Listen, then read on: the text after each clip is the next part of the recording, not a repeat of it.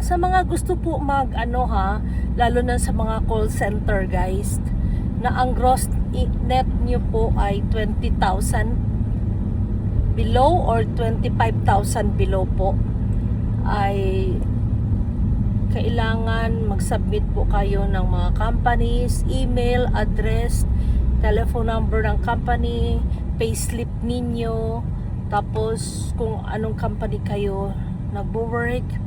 So kailangan isa-submit po ninyo yan as a checklist ng Pag-ibig guys, paano mag-apply ng housing loan.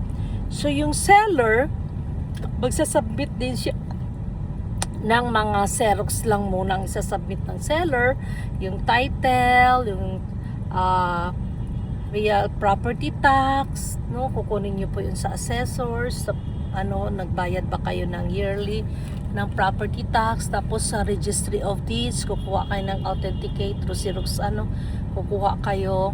So pag na-submit nyo po lahat-lahat yan, Xerox lang muna ang isa-submit, po nila yan, i-evaluate po nila yan. Sasabihin nila na, after 20 days, may pupunta dyan na inspector, titignan yung bahay, kasi magbibigay po kayo ng mapa, ng address.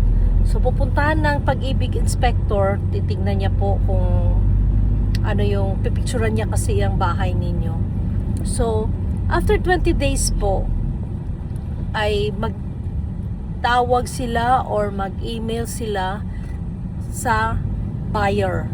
So mag-email sila na na-approve ang housing loan. Pag na-approve po, pupunta po kayo ulit sa office ng Pag-ibig, isa-submit niyo ulit yung mga certified true copy, panibago ulit ng mga documents, contract to sell, lahat-lahat na po magsasubmit na kayo niyan, registry of deeds ulit, tapos basta marami po kayong isa-submit na naman.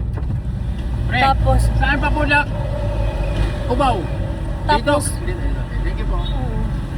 Tapos guys, pagkatapos niyo i-submit yung mga original, pupunta kayo ng BIR, kukuha kayo ng tax ng BIR, identification, TIN number, kukunin nyo yan. So after then, ma-process nyo po lahat-lahat, ay punta ulit kayo, tatawagan kayo ulit na isa-submit na po yung inyong original na tax title po, isasubmit nyo na po yan ng seller, no, para ma-aprobahan na, para ma-prepare na po yung yung cheque. So sa akin po, na-approve yung housing loan ni Jeff po in 2 months and 20 days lang po.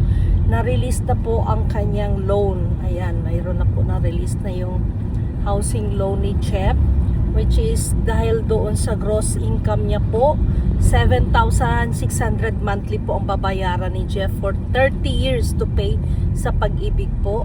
So ang cheque po na ni-release ng Pag-ibig ay 1,207,231.16 1.207 million. So yun po ang na-release na cheque sa housing loan ni Jeff. So yung mga babayaran nyo, may babayaran kayo na processing fee 3,000, meron pang 1,000, tapos meron pa kayong babayaran sa BIR na 5,000. So yun lang guys, pag may mga katanungan kayo guys, comment below lang po kayo. God bless everyone. Bye!